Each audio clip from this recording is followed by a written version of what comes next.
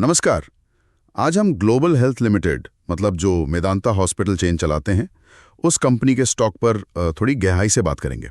हमारे पास वेब और social media से कुछ जानकारी है, तो इसका एक तकनीकी विश्लेषण करते हैं। जी। इसमें एक दिलचस्प कशमकश सी दिख रही है।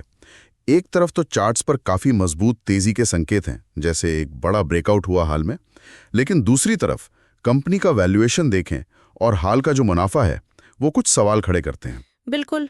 तो सवाल ये है कि ये जो तेजी दिख रही है ये टिकेगी या ये सिर्फ क्या कहते हैं उम्मीदों पर आधारित है।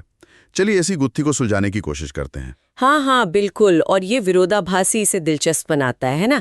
हम मौजूदा कीमत देखेंगे, तकनीकी इंडिकेटर्स, परफॉर्मेंस कैसा रहा है, वैल्यूएशन और जो हाल की खबरें हैं।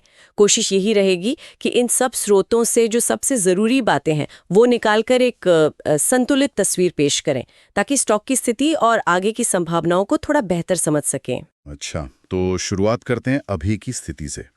जुलाई के बीच में शेयर लगभग 1338 रुपए पे था और इसका 52 हफ्ते का हाई है 1393 रुपए के आसपास। तो मतलब अपने हाई के काफी नजदीक है। जी बिल्कुल। और अभी अगस्त की शुरुआत में ही एक साल से जो गिरावट वाली ट्रेंड लाइन थी उससे साप्ताहिक चार्ट पर एक बुलिश ब्रेकआउट हुआ है। हाँ, ये महत्वपूर्ण है। और सबसे खास बात, इस ब्रेकआउट के साथ ट्रेडिंग वॉल्यूम में जबरदस्त उछाल आया। एक दिन तो औसत से लगभग 20 गुना ज्यादा। ये तो काफी मजबूत संकेत लगता है ना। हाँ, अगर सिर्फ सतह पर देखें तो ये ब्रेकआउट और इतना ज्यादा वॉल्यूम, ये शॉर्ट टर्म तेजी का तो साफ संकेत है। दिखाता है कि खरीदारों की दिलचस्पी एकदम से बढ़ी है। और जुलाई में भी तकनीकी संकेतक माइल्डली बुलिश से बुलिश हुए थे, पर यहीं पर थोड़ी सावधानी की जरूरत है। अच्छा, कैसे?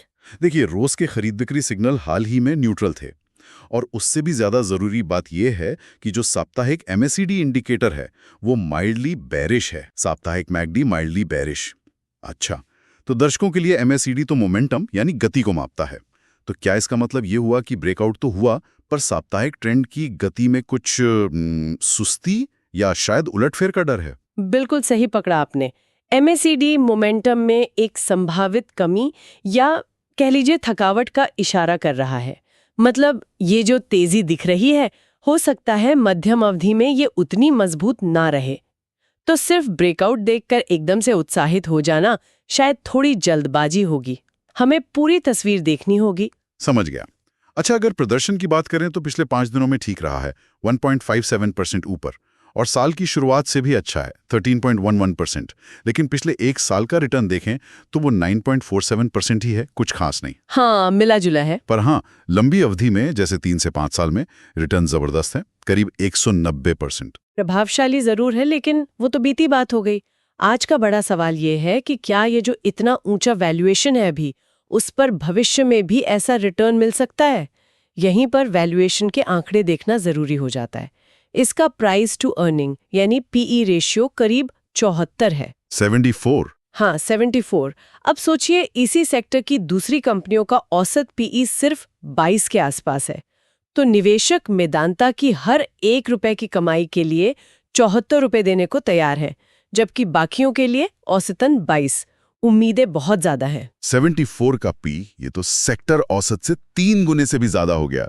और price to book PB ratio भी 9.52 पर है, जो ज्यादा ही माना जाता है। एक स्रोत में मैंने देखा कि अनुमानित आंतरिक मूल्य, इंट्रिंसिक वैल्यू जिसे कहते हैं, वो तो सिर्फ 85.89 बताई गई थी और स्टॉक ट्रेड कर रहा है 1300 रुपए के ऊपर। ये इतना बड़ा फर्क क्यों? ये बहुत ही अहम सवाल है। देखिए, इंट्रिंसिक वैल्यू के जो मॉडल होते हैं वो अक्सर कंपनी की मौजूदा कमाई और संपत्ति पर ज्यादा फोकस करते हैं। हो सकता है ये मॉडल मेदांता का जो मजबूत ब्रांड नाम है, या भविष्य में विस्तार की उनकी जो बड़ी योजनाएं हैं, या मैनेजमेंट की क्वालिटी, इन चीजों को अपनी गणना में पूरी तरह से शामिल नहीं कर पा रहे हों। अच्छा, ऐसा लगता है कि बाजार जो है वो इन भविष्य की संभावनाओं पर बहुत ज्यादा प्रीमियम दे रहा है, बहुत ज्यादा दाव लगा रहा है, और पारंपरिक वैल्यूएशन मॉडल शायद इसे पकड़ नहीं पा रहे। यही चीज ऊंचे PE और PB रेशियो में भी दिख रही है। तो मतलब भविष्य की उम्मीदें कीमत को खींच रही हैं। ठीक है, अब देखते हैं कि हाल की खबरें और फंडामेंटल्स इस कहानी में क्या नया मोड़ लाते हैं। एनालिस्ट्स की औसत रेटिंग तो खरीदें यानी बाय है, लेकिन मजे की बात यह है कि उनका जो औसत 12 महीने का टारगेट प्राइस है वो मौजूदा कीमत से थोड़ा कम है। हाँ, ये भी एक विरोधाभास है। सोशल मीडिया पर तो माहौल तेजी का ही दिख रहा है, लेकिन मार्च 2025 तिमाही के जो नतीजे आए वो बताते हैं कि बिक्री तो 15% बढ़ी, पर नेट प्रॉफिट 20.4% गिर गया। ये कैसे? बिक्री बढ़ना और मुनाफा गिरना, ये अक्सर बढ़ते हुए खर्चों या फिर मार्जिन में कमी का संकेत होता है। हो सकता है कि विस्तार की योजनाओं पर खर्च बढ़ गया हो या लागतें बढ़ गई हों। ये आंकड़ा निश्चित रूप से ऊंचे वैल्यूएशन पर एक और सवालिया निशान लगाता है। और कंपनी विस्तार के लिए 1000 करोड़ रुपए का आईपीओ लाने की भी योजना बना रही है। ये भविष्य के विकास के लिए तो अच्छा है, पर मौजूदा मुनाफे पर दबाव डाल सकता है। तो अब तस्वीर कुछ कुछ साफ हो रही है। एक तरफ है चार्ट्स पर बुलिश ब्रेकआउट, वॉल्यूम में भारी उछाल, विस्तार की बड़ी योजना है और सोशल मीडिया पर तेजी का मूड। बिल्कुल। और दूसरी तरफ है बहुत बहुत ऊंचा valuation, PE, PB ratio, intrinsic value से बहुत ज्यादा कीमत, हाल की तिमाही में मुनाफे में गिरावट और साप्ताहिक एमएसीडी जैसे कुछ मध्यम अवधि के चेतावनी वाले संकेत। निवेशकों के लिए ये एक क्लासिक केस है जहां तकनीकी तेजी का मुकाबला फंडामेंटल चिंताओं से हो रहा है। सपोर्ट की बात करें तो मजबूत सपोर्ट 1200-1210 के आसपास दिख रहा है और ऊपर की तरफ पहला रेजिस्टेंस 1393 का 52 हफ्ते का हाई ही है। तो कुल मिलाकर मेदांता स्टॉक एक ऐसे दिलचस्प मोड़ पर खड़ा है जहां शॉर्ट टर्म तकनीकी उत्साह और लॉन्ग टर्म फंडामेंटल सवालों के बीच एक संतुलन बनाना होगा। एकदम सही। ये जो ऊंचा वैल्यूएशन है और हालिया मुनाफे की स्थिति है, इसे हल्के में नहीं लिया जा सकता। अब देखना ये होगा कि क्या कंपनी अपनी विस्तार योजनाओं को कामयाब बना पाती है और क्या भविष्य में कमाई इतनी तेजी से बढ़ती है कि मौजूदा वैल्यूएशन को सही ठहरा सके। और यहीं पर हमारे लिए सोचने वाली बात ये रह जाती है, क्या बाजार आज कंपनी की भविष्य की क्षमताओं और उसके ब्रांड की ताकत का सही आकलन कर रहा है, या फिर वो मौजूदा वित्तीय हकीकत को जरूरत से ज्यादा नजरअंदाज कर रहा है? इस सवाल का जवाब ही शायद आने वाले समय में इस स्टॉक की दिशा तय करेगा।